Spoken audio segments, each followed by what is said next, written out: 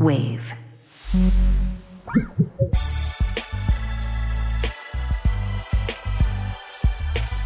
Ladies and gentlemen, welcome to The Right Time, a Wave original. My name is Bomani Jones. Thanks for listening wherever you get your podcast. Thanks for watching us on YouTube. Subscribe, like, rate us, review us, give us 5 stars. You only give us 4 stars. I'm inclined to believe you are a hater. We got Foxworth on a Thursday. Dominique Foxworth, what's going on? Not much. Happy to be back. I was listening to, I think it was your last show, and I got a shout out from my man at the end, so I'm here. You asked, and I'm here. That's right, man. The streets be ready for you, dog. I got to tell you, I saw you on TV on Tuesday, and it was really funny. So for people who don't know what had happened on TV, it's that time of year where you be kind of having to make it work when you're producing the TV show. You know what I mean? So Dominique's on Get Up, and this is me talking. I understand that part of the job of morning time ESPN television is hopefully you get a story that you can use to dictate what's going down for the rest of the day, right? Like something happened, you can set the tone, and then everybody eats. You know, like all we need sometimes is one person on ESPN to say some wild shit. Like, not even wild. Dan Orlovsky's a very big fan of Ty Simpson. Suddenly we have a counterpoint. The draft gets more interesting. Yep. And now we can carry that all the way through. So this time, the Ravens were beginning a voluntary OTA, which Lamar Jackson typically cannot bother himself with. But it's a new coach. And so the question was, is Lamar going to show up? What's it going to say? If Lamar doesn't show up, Get Up start at 8 o'clock. They like, baby, we going to eat all day, man. It couldn't have been no more than 8:07, 8:08. Here come Lamar Jackson with his hoodie that say, I love Jesus, showing up to work. And suddenly there was a lot less to talk about. Yeah, fortunately, I wasn't on that morning. I was on the next morning because there was much made of like the prediction that he wasn't going to show up and like the premature analysis around what it means, and he's never really showed up. And the funny thing is, like, Lamar's in this situation where if he doesn't show up, we can do and by we I mean the sports media in general, play the hits, you know, same old, not committed leadership, blah blah blah. Does this mean he's upset with the organization? Maybe he'll never be back. If he does show up, we go the other way, which admittedly not as much meat on the bone. It'll pop. Not as much meat on the bone. Like, it appears Lamar Jackson fully believes in this new staff, and maybe a contract extension is on the horizon. I don't know. Like, it does make his contract a lot less interesting because right now, I was looking at it the other day. They restructured it, which they had the right to do without his participation. But next year, the cap hit went from what it was supposed to be this year, now it's down to 30. Next year is $80+ million cap hit. He also has a no trade and a no tag clause. So he looking at this thing like an NBA superstar. Like, few NFL players get a chance to be like, either literally, I'm a free agent, not I'm franchise tagged, or not you can trade me. I could either be a free agent or you extend me. Yeah, so this is actually more interesting than I had given it credit for, once you put it in those terms, because I had seen them running up the thing about his no guarantee money in 2027 and all that stuff. And the question was about whether or not he would be coming back to the Ravens, which I thought was being presented as though it was a question as though whether the Ravens would want him to come back, which to me would be preposterous. Yeah. Would you like your 2+ time MVP to come back at quarterback? And if I am not mistaken, he still isn't 30. Yeah, I think you go ahead. I think you go ahead and sign up for that one, dog. It does become an interesting one on the other side, though, that clearly Lamar is a dude who appreciates when he's got some leverage. That's why he ain't never been to one of these little play camps that he don't necessarily have to go to. Like, I'm surprised he showed up at this one because he doesn't seem to have anybody in his camp whose job is to be like, hey, man, just go ahead. Yeah. I know you ain't got to do it, right? But it'll probably be good if you just go ahead and do that. They don't seem to have anybody in Lamar and Mom LLC whose gig is to just be like, hey, just on bone right quick and pull up. But if he can actually walk after this year, oh man, this is completely different. Yeah, and honestly, if the prognosis, if something goes wrong, is that he will walk again, he'll be fine. quarterbacks get hurt. Like, what are we looking at? Aaron Rodgers still out there, man, coming off Achilles. Your man, I mean, Cousins is a different story. He's not going to be a starter, but he got big money after an Achilles. Like, it would have to be something real tragic for him to no longer have the cachet that he would have. And I think to your point about go in and throw him a bone, there's nobody in his camp to do that. I think people in his camp look around and you know the type of people that need to throw somebody a bone? The people who ain't balling. Yeah. You know what I mean? Throw them no bone. You know what I'm gonna throw? I'm gonna throw some touchdowns. Like that. Throw them no damn bone. I ain't coming to this workout. But the thing is, obviously he has a team and offseason plan and whatever that he does all the time. So like he doesn't need this workout program. The only reason why you show up at this point if you're Lamar Jackson with the new coach is that's like, let's throw them a bone. Like this essentially, I want them to know that I'm all in. I want all the players to know. I want all the fans to know, the coaches, front office. I'm all in. I'm going to give everything I got this year. No hard feelings. Or maybe this is your opportunity to come in and make sure the head coach know who really in charge, right? Yeah. Like this is your chance to come in there like, no, this is how we stretch. The head coach know who really in charge. I believe that the head coach said Lamar was involved in the interview process. Yeah, I think they know who really in charge around there, but maybe you're right. He wanted to come in and make sure day one, the real boss ain't going to miss day one. Yo, but I thought about this too. We know so little about Lamar Jackson, like as person or anything else. And I realized this when he showed up with the I Love Jesus hoodie. And then Fox News did a story on foxnews.com about him wearing that hoodie. And then they sent a tweet out about it, a tweet that Lamar Jackson then retweeted. And it was kind of like, I don't know about that one, buddy. I got no idea what Lamar Jackson think about anything, right? Like, remember that time where Trump said something about him and he was saying something back about Trump? And then I forget what his response was. I was like, anything you tell me about this is possible. You could be a Black Panther or you could be on Glenn Beck's program. I have no idea, son. I don't know anything about you. I don't even know if you own a suit. I know nothing about you. When I think he did a trust Trump tweet at one point back when they was doing big trusts in the backfield. Yes. But yeah, I think you're right. I think you're right.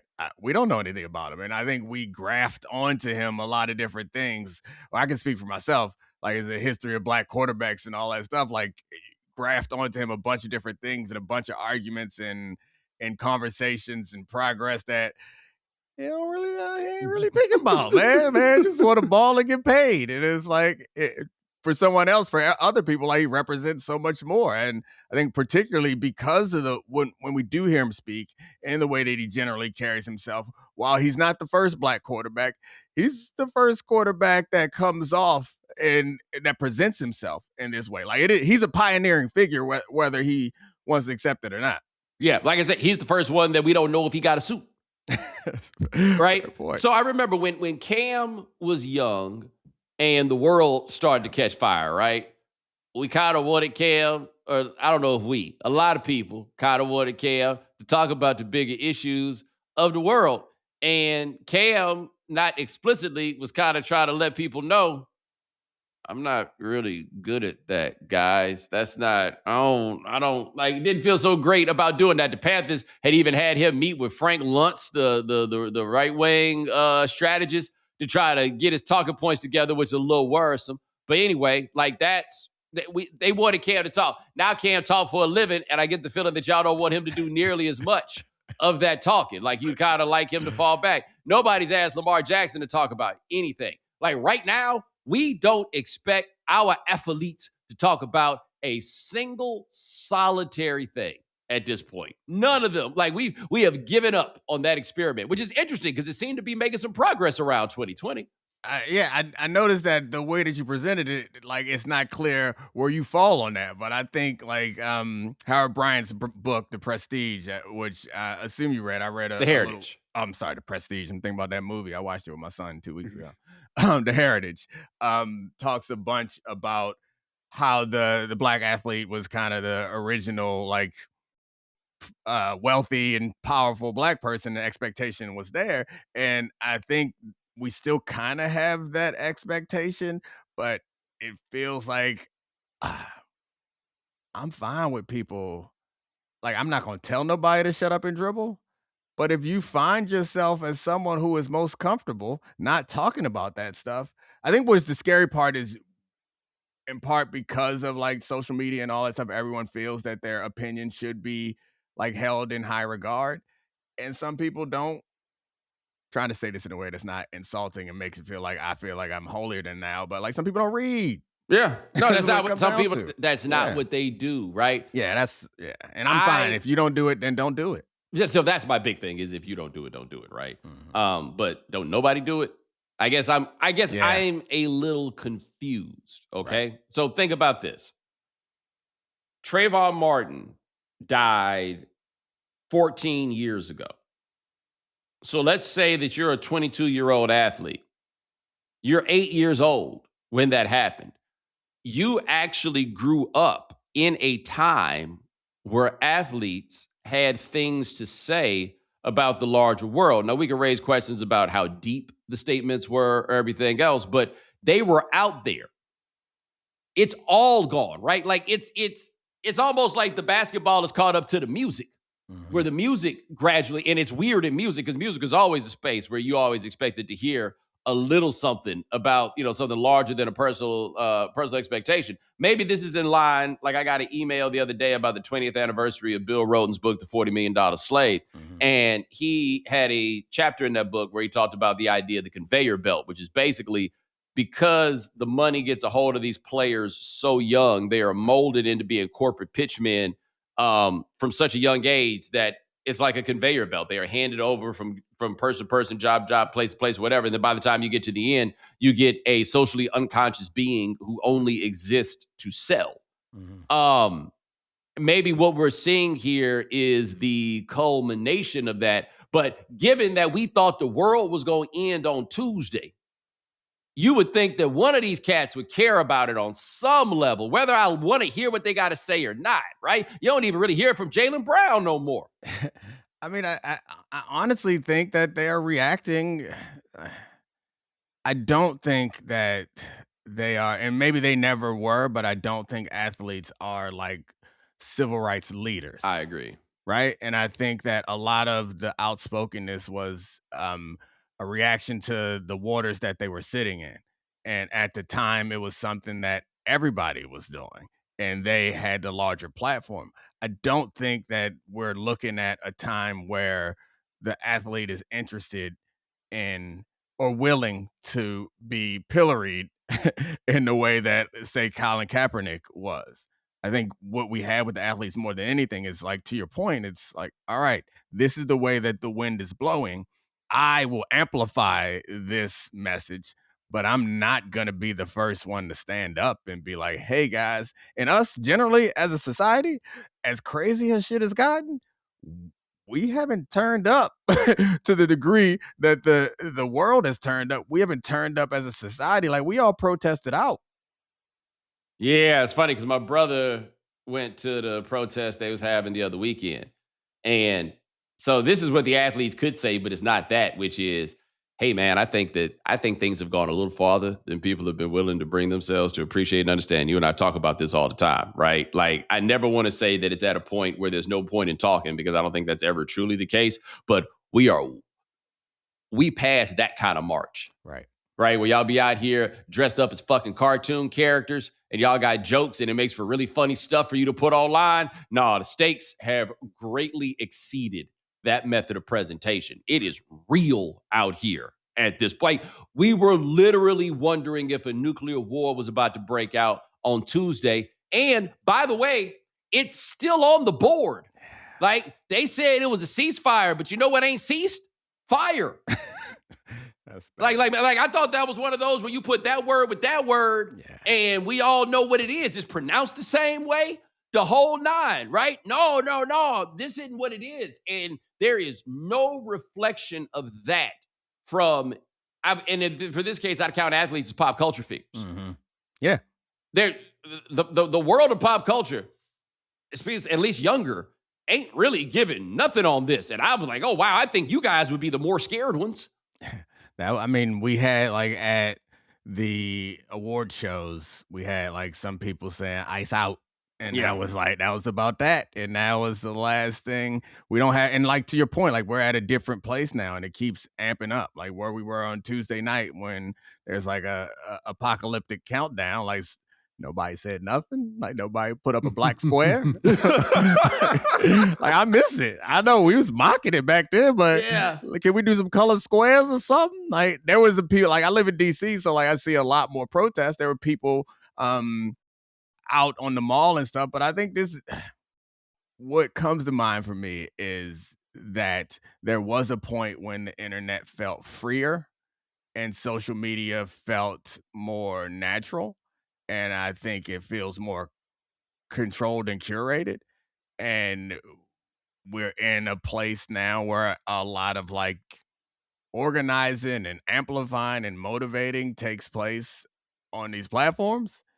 And if the algorithms are designed to turn those down, like I do, as much as we mocked like the performative nature of the stuff online, like when it starts to build up, you start to feel you get your muscles and you're like, oh, this is where everything is going. I want to be a leader of that. I want to get involved in that. But when something start bubbling up and it gets tamped down, then we feel like nothing's actually happening. And we like, don't anybody care? Just kind of goes and happens and we move on. Some new shit pops up and there's some pictures pop up on the internet connected to people you know, and you just move on. That's all anybody needed. That's all. That's it. We always looking for a distraction. See, now you would have did the thing, right? What thing? The thing where now I'm like, am I gonna do it?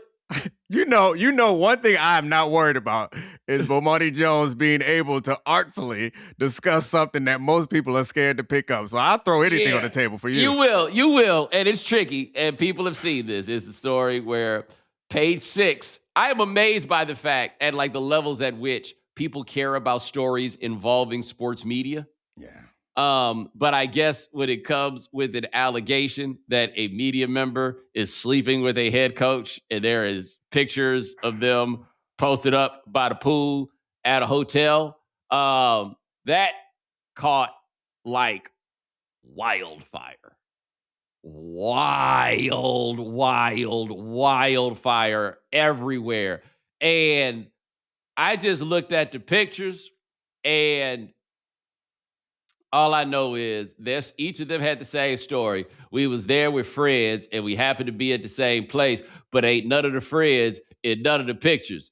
And all I'm saying is you said friends and nothing about your spouses, which is how that story right there, even if it might get you through in public, is not going to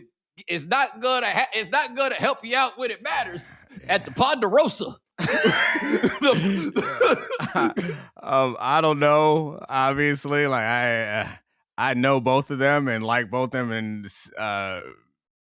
Braves and I go way back to like CBA negotiations and when Gene Upshaw died. So like he was a guy who I like is great dude, upstanding guy, high integrity, and like Diana's cool. I like her too. Everyone is great.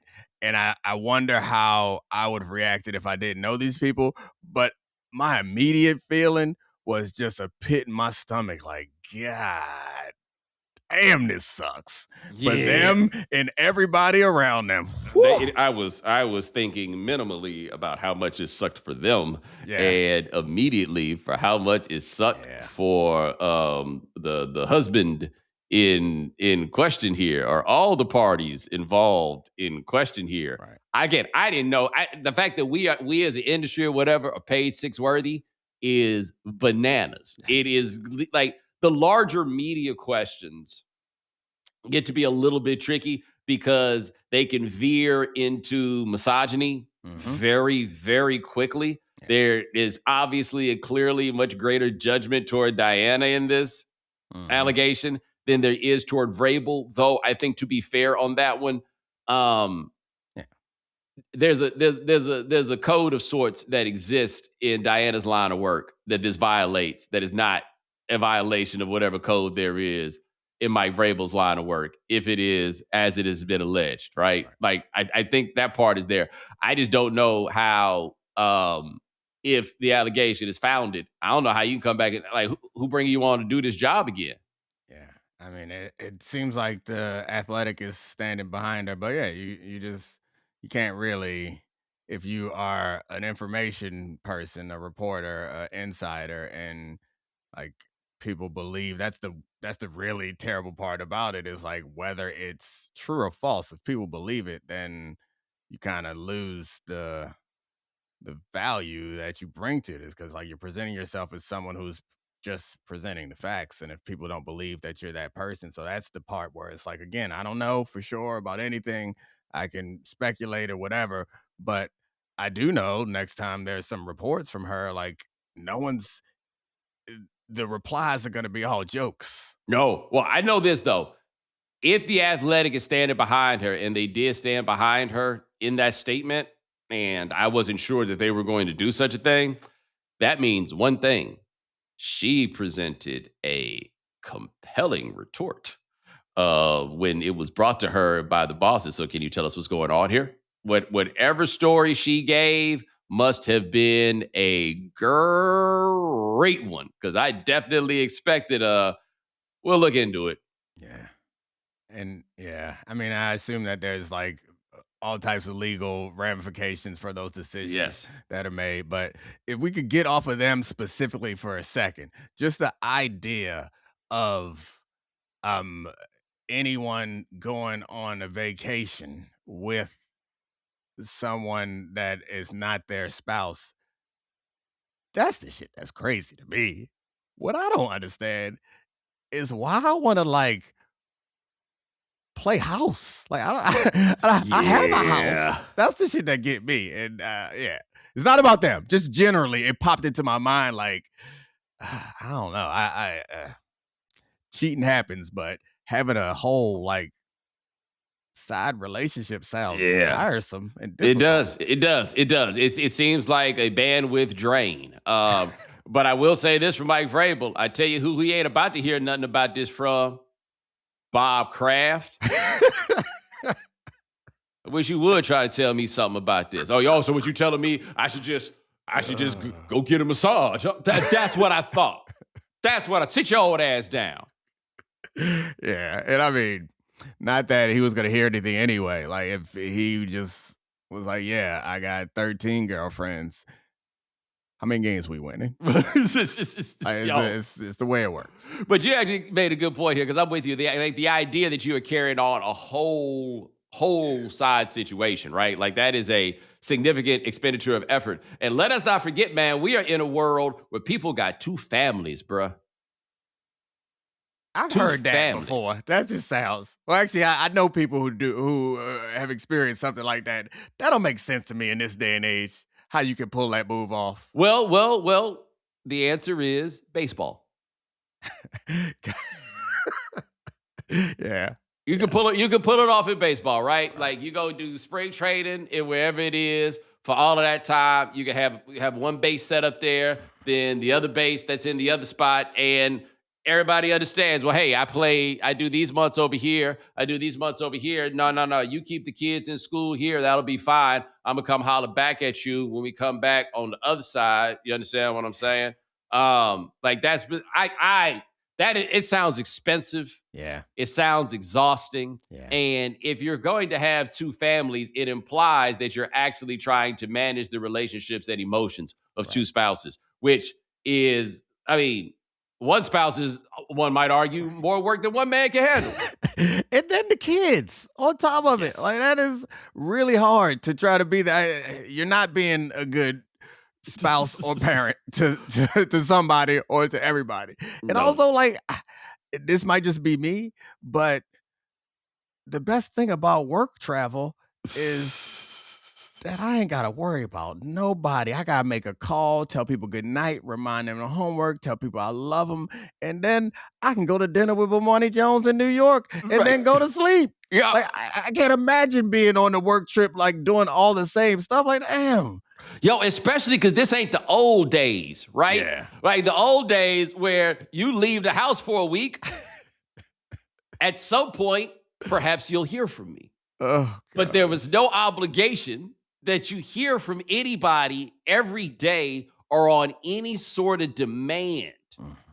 Right? Like if you got 2 of them, that's like it having 4 of them back in the day.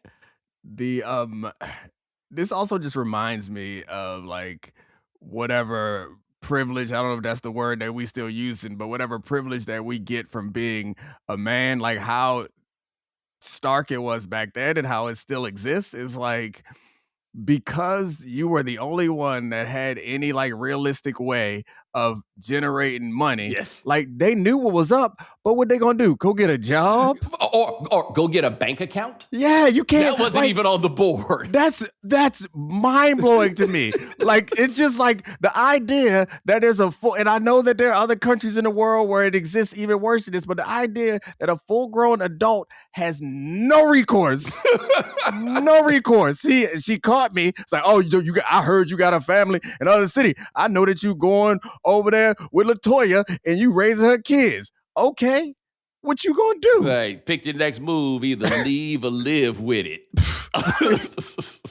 Exactly. And if there were, and I know like the 1950s television shows depict these dads as being great dads and fathers and employees, those dudes are the best. They just looked at this world where they could just be whatever they wanted. It was like, no, I'm gonna be good. Yo, I was thinking about this because, like, you get older, the world is what it is. Cats tell you what they do and don't do or whatever. But you would have these situations with these dudes that talk about being out all night and then coming back home. And my thought always was, well, what are you saying when you get back home? Like, what story could you possibly have to explain this when you get back home? And little did I know the answer was, what story? Yes. I'm going to just walk in. Because you suspect that they respect that person as a full adult peer. Like, could you imagine if I walked in my house at 1:00 and my kids was like, where you been? Ain't where I been. Like, that's the same thing that they're like, you come in the house and your wife is like, where you been? And they just like, where I been? Whatever the fuck I want to be. In my skin. Yeah, that's the thing. Right? Hey, and look, apparently that is not the dynamic for either of these two people, as their response to this was, let me tell you what happened.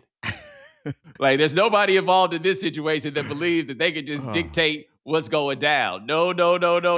There was a story. Brother, somebody sent me an AI workup of them like they was at that Coldplay concert. Sheesh. Yeah. And I'm going to tell you, I don't think, no matter what happened, I don't think either of them thought that they was famous enough that somebody would be taking a picture of them at some hotel in Arizona and sending it off to the newspaper. Right. But the pictures alone is supposed to be like the damning evidence. I feel like the pictures are explainable. The hard part is then all the other context around it. Right? Well, the pictures are explainable depending upon whom you were trying to explain what. Right. And I say that to say, explain to your wife the interlocking hand hold. Yeah. This one right here. Explain that one. Yeah, that's a tough one. Yeah. Like that's the one that you go like, that's like when Bobby Petrino got caught up and no matter what happened, the part that he couldn't explain was why she was on your motorcycle.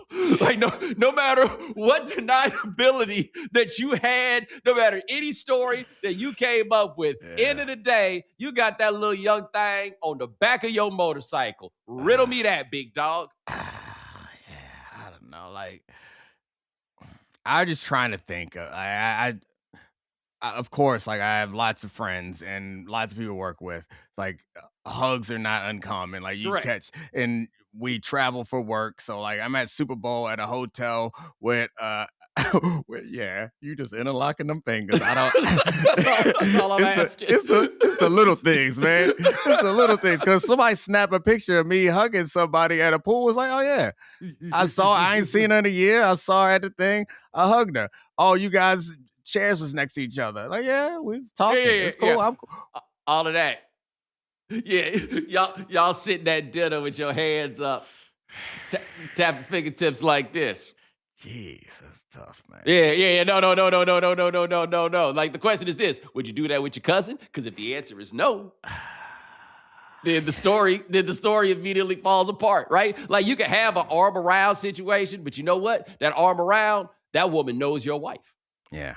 Right? Fair like, point. like you have taken the fair work point. and effort to introduce that woman to your wife with an understanding that I need to establish some measure of peace in this.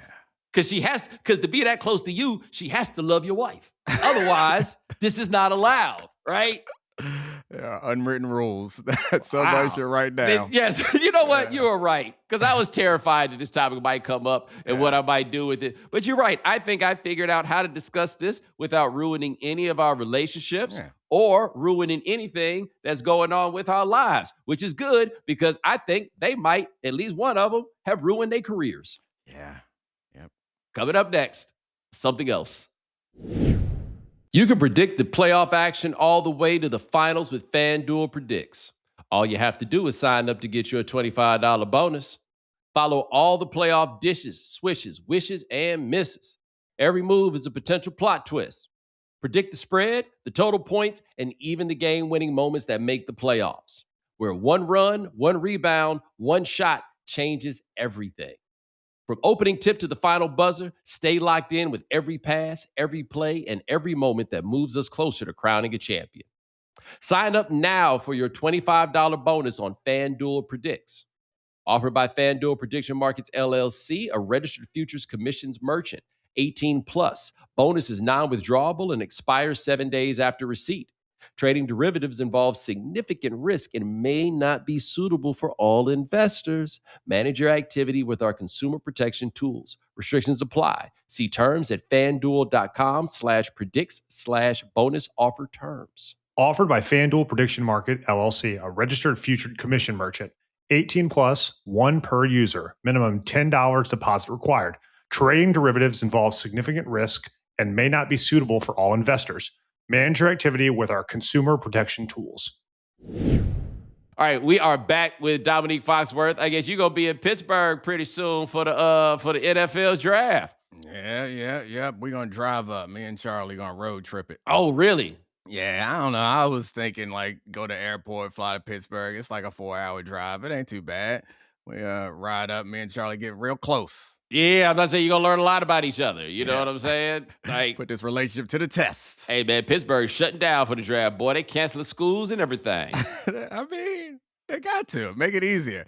I'm on board with it. Them kids ain't gonna learn nothing that day. Get them out the streets, make it safe. Make it easier for me to get about one day of school. We took a year off of school. Everybody learned from home a few years ago. Y'all can take a day off. You'll be all right. I tell you this, though, you made a very interesting point earlier that I had completely lost track of.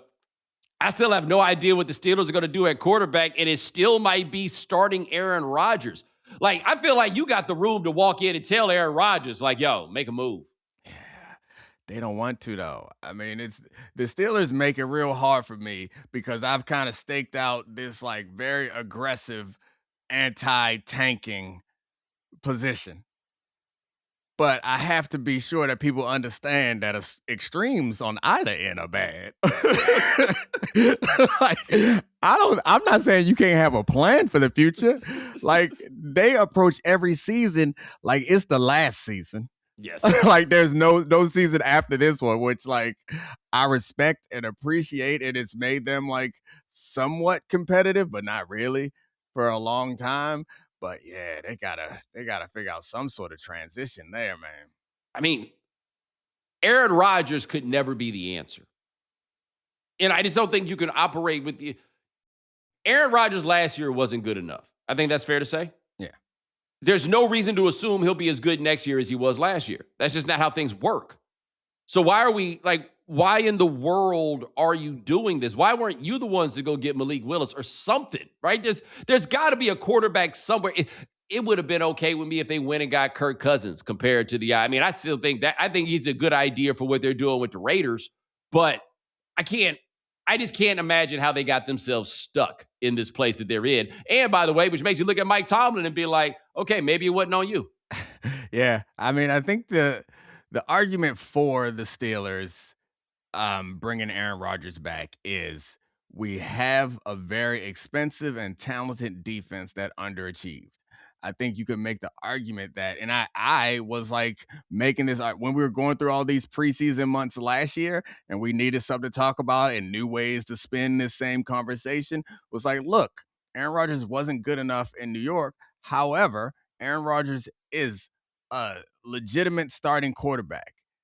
If all they need him to do is like make one special throw a game, they might do well because their defense is so good. The problem is their defense was not that good. So that's the argument. It's like, look, we bring him back all, but then you end up with the same thing where it's like their defense is already old. There's no reason to believe that that old defense is suddenly going to be better this year than they were last year. But that's the only argument. It's like we're really close as our core. And if we go to a young quarterback, then we might as well blow this whole thing up because everyone else is kind of old too.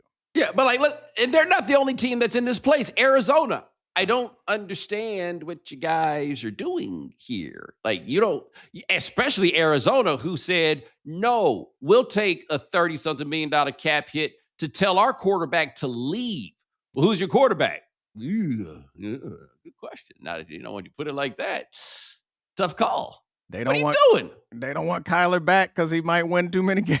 This is our chance. Yeah, that's it. It's like we know that we don't want Kyler long term. So like if we're gonna be here with him long term, then that's cool. We'll bring him back. We don't want him here long term for whatever number of reasons. So why are we gonna bring him back and so he can win 3 or 4 games for us that we don't expect to win? We end up with 7, 8 wins, and we don't have our choice of quarterback. Like, I think that's pretty clear. The cap hit the dead money don't matter if you're not trying to win. Dead money help you if you're trying to lose. I think that's all fair. I'm just like, you don't have a quarterback, but you did have a quarterback. Just lands a little funny, right? But that's better than being the Browns that have 1 million quarterbacks, except they don't.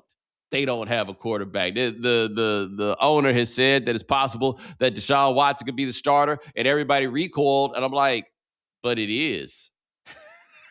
Like, I don't understand why everybody was so mortified by this idea. Shedeur was bad last year. Like, this is not. I'm amazed at the ways in which people try to talk themselves into he was anything other than bad last year. Like 10 interceptions for the number of games that he played in this NFL is almost like throwing 30 over 16 back in the day. Like, yes, Deshaun Watson could Hawaii 5-9. He could wind up being the starter. The reason why the Deshaun Watson as a starter doesn't make sense to me, while I agree with you, is possible. The Browns aren't, even though they haven't been very successful, like their decisions been pretty sound with the exception of the one. Like a lot of their roster construction decisions were pretty sound, except for the one where Jimmy Haslam came in there and was like, let's get Deshaun Watson a huge contract. But it doesn't make sense because if Deshaun Watson plays well, he's on the last year of his deal. If he plays well, what you going to do? Pay him? Like, you going to pay him again? Like, that's what doesn't make sense. It's almost like they haven't looked at the end of the calendar or looked at his contract, which is why I think that maybe that they just saying that nonsense. Like, maybe he'll play some, but they really going to put Gabriel and Sanders out there and give them a shot to lose a bunch of games so they can get a quarterback next year or get them the shot to prove themselves. Hey, man, Todd Monken, those of you who don't know this story, Todd Monken is the new head coach of the Cleveland Browns. And every year at the owners' meeting, they take a group picture with the coaches. And Todd Monken missed the picture because Todd Monken had gone to get a haircut for the picture. And he was not there in time for the picture. Now, I have said, I am sure that there is a wide receiver or two on his roster who could absolutely relate to deciding that the haircut for the picture is actually more important than the picture itself. My concern for Todd Monken, I don't know how important it is for him to be an NFL head coach, but if it is, I would think that you would want as many mementos as you could possibly get. And I would not assume that you'll just be able to take a picture next year. Yeah, I mean, did David Culley miss his opportunity? Was he getting in shape up when he got his picture taken? I hope not. I hope young David Culley was, or not young, old David Culley. David Culley showed up already ready for that shit. David Culley reminded me, remember that brother they made the senator? in Illinois. Yep. Yeah, like that's like, hey, they'll be calling me senator for the rest of my life. Yeah, just go ahead and give me them 2 weeks real quick. Put my name on there. My pension just went to a whole nother level. Grand opening, grand closing. But yeah, I was surprised that Todd Monken didn't make it. Also, like, this is like part of the culture that I don't know, but don't white haircuts last longer? Like, why you getting a haircut at the event? Don't you get that before you come? That's how you know he really cared about this picture, man. Like, he really wanted to be sharp with it, right? Like, this was a big thing for him. But don't they say, like, this is something I've always heard white guys say, is that the haircut is best a week after you get the haircut, right? Yeah, it's not like us where day one, it's like I got my haircut the morning of my wedding because I wanted it to be extra sharp. Yes. But like they plan a week out, I thought it just seemed like. So you saying Mike Vrabel got his haircut 10 days before the owners meeting because he really needed it to be right that weekend before for the pictures, but to hang out with the homies at the hotel in Arizona. I thought we was I was. I had walked away, and then I started to wonder. So when did Mike Vrabel get his haircut, or do he even worry? Right? He just gorilla with it, and he just show up as he show up. He might not even get a shower. Yeah, I mean, he gives off that vibe. He's like gives off hockey player, dirty offensive lineman. Like I am what I am, kind of like a bear vibe. I will say I remember this.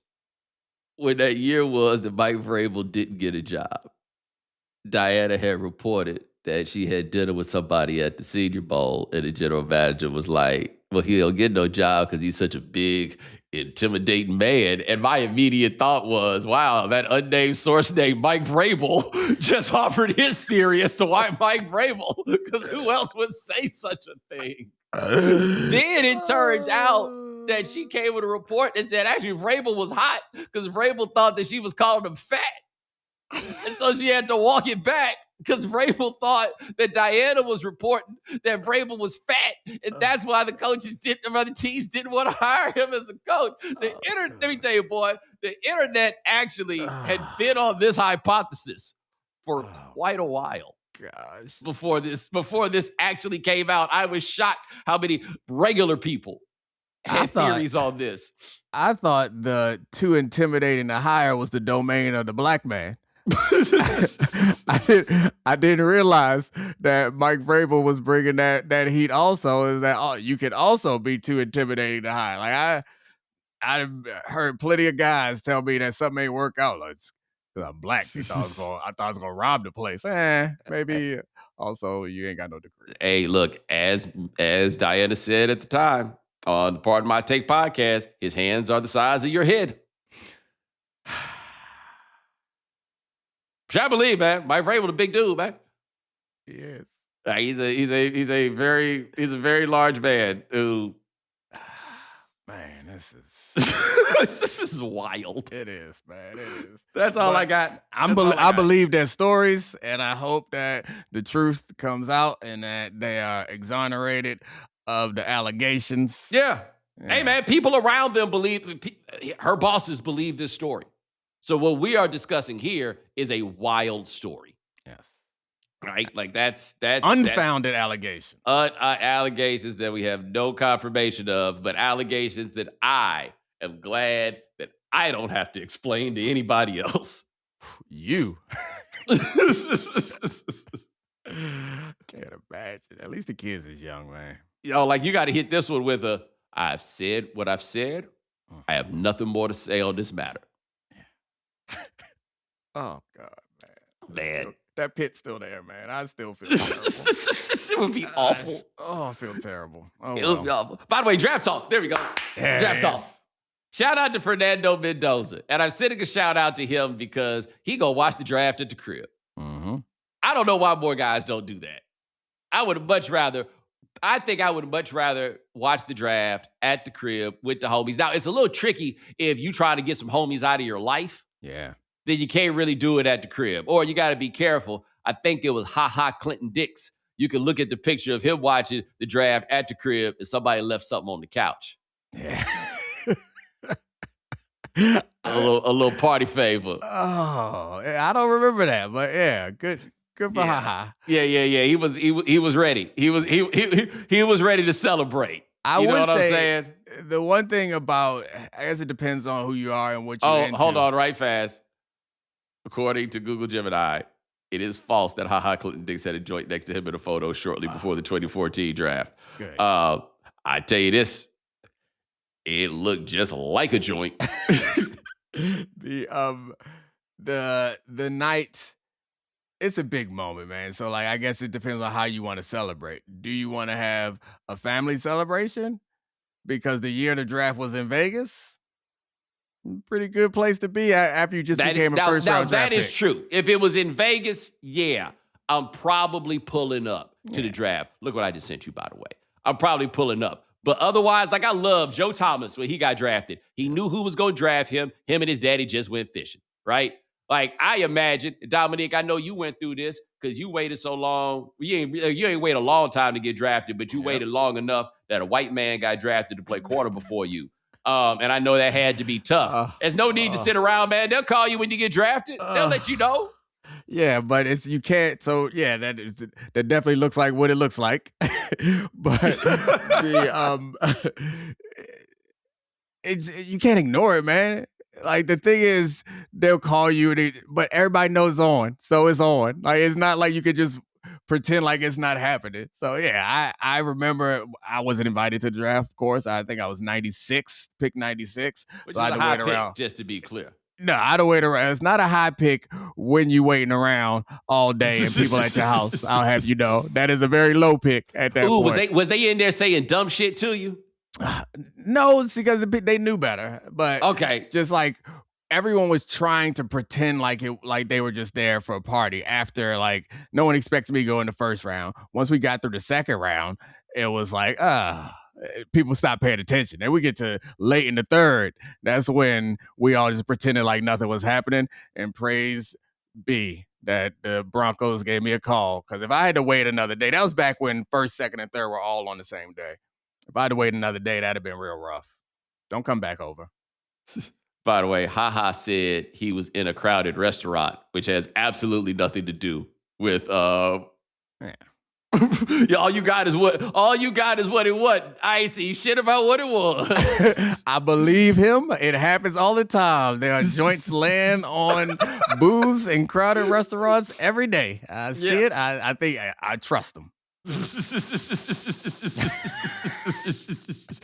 look, man, I'm looking at him like this actually made you a little cooler with me. Like, you know what I'm saying? Like, this is not disqualified. I guess you don't want to have to go pee tomorrow morning. That part I could understand. It's a different time in the NFL in general and the way they felt about those things. Like, you remember, obviously, the Laramie Tunsil thing like that. If that happened, he would not slide down the draft board in the way that he did, where he had that gas mask full of weed. Yo, he had the gas mask full of weed, and then he got out there talking about how he'd be getting paid? Oh, that's right. I forgot about that. He did. Yeah. He had a wild draft night. Like, whoever it was who did that to him was foul. Yeah, that's pretty bad. Somebody was like trying to blackmail him, right? Yes. Which is, that's the thing about the blackmail is like, we all gonna lose. Like, either you pay me or we all gonna lose, because he definitely ain't pay you after you put it out. No, you've lost all your leverage. I don't know. Like, you hold it on until he signed a contract and say, I'm embarrassed. I don't know. And also, offensive linemen, generally speaking, are good dudes. Yeah. Defensive linemen, rolling the dice. Offensive linemen, generally speaking, good dudes, right? Like, you out here trying to blackmail somebody that people like. I ain't been in a locker room as much as I was at one point, but the archetypes of positions, that was the realest thing ever. Like, I could pick you out. I could tell exactly what position you played in high school based on the way that you carried yourself. I don't know if it stands up today, but you're right. There's a very different way, the way defensive players, defensive linemen in particular, carry themselves. And cornerbacks, we're going to be the loudest in every room, as many diamonds as you can find. The guys who draw in the most attention, it's very much cornerbacks, even higher than receivers. Yeah, well, quarterbacks and receivers, same thing in common. Most of y'all ran track. I didn't. I should have. Yeah, I was say it's inexplicably, right? like that is, but like that track behavior coming there, offensive lineman over there playing Sudoku. Yeah. You know what I'm saying? Like they a different bunch of cats. Yeah, they always fishing and hunting. That's the very different vibe. They pride themselves on how poorly dressed they are. Like that is a point of pride. Don't tell them they look nice; their feelings will be hurt. Now those are the only like the closest to a nerd position group. Like if Jonathan Ogden had wide receiver talent, I'm not sure Jonathan Ogden turns into an NFL wide receiver. Nah.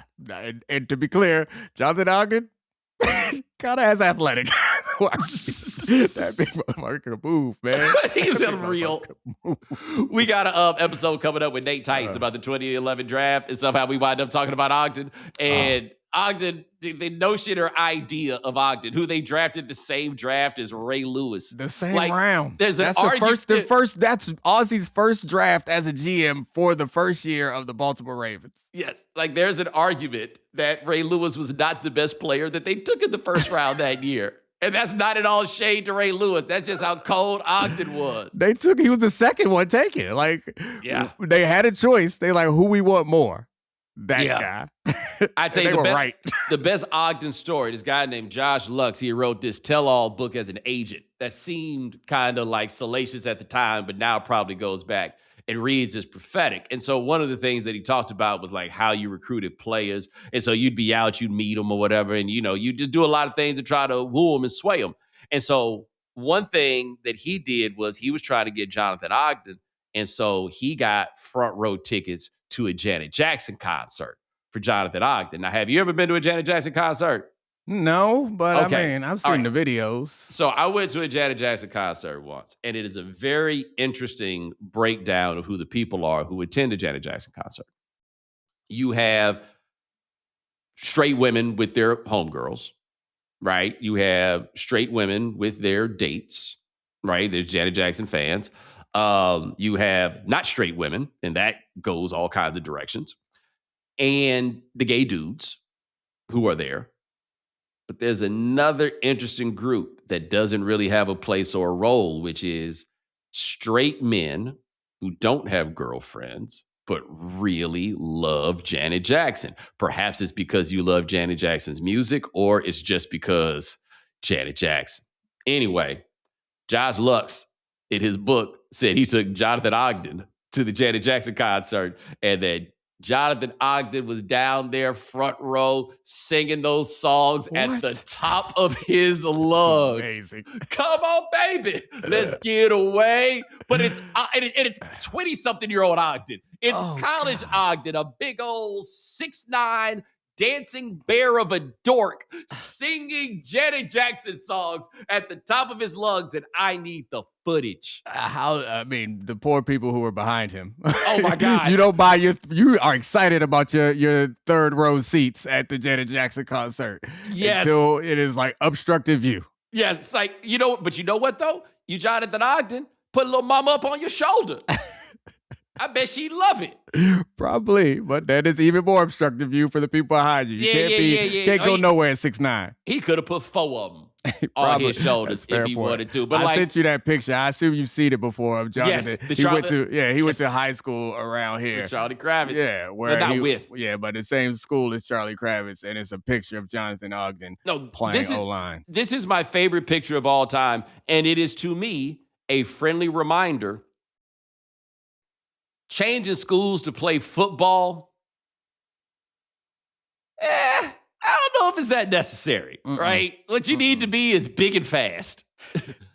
And if you're big and fast, we'll work it out. Because Jonathan Ogden was out there playing against the future diplomats of America in high school. The school is a private school that is, the funny thing is the league has gotten a lot more aggressive about recruiting football players, and my daughter's school is in that league.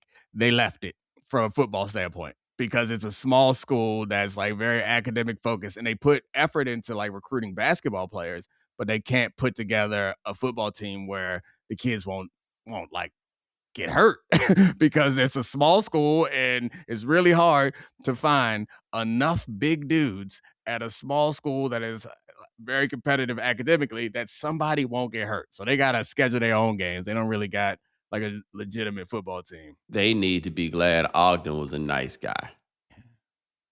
Right? Because a different personality type. Are we sure that some people they have to pay? I'm sure. I'm sure somebody paid, but I bet he apologized. Probably. I'm guessing that some people ain't show up either. I wouldn't put my kids out there. Like, no. Like, what's it's time for us to study film? Yeah, I'm like, good. You can win that game.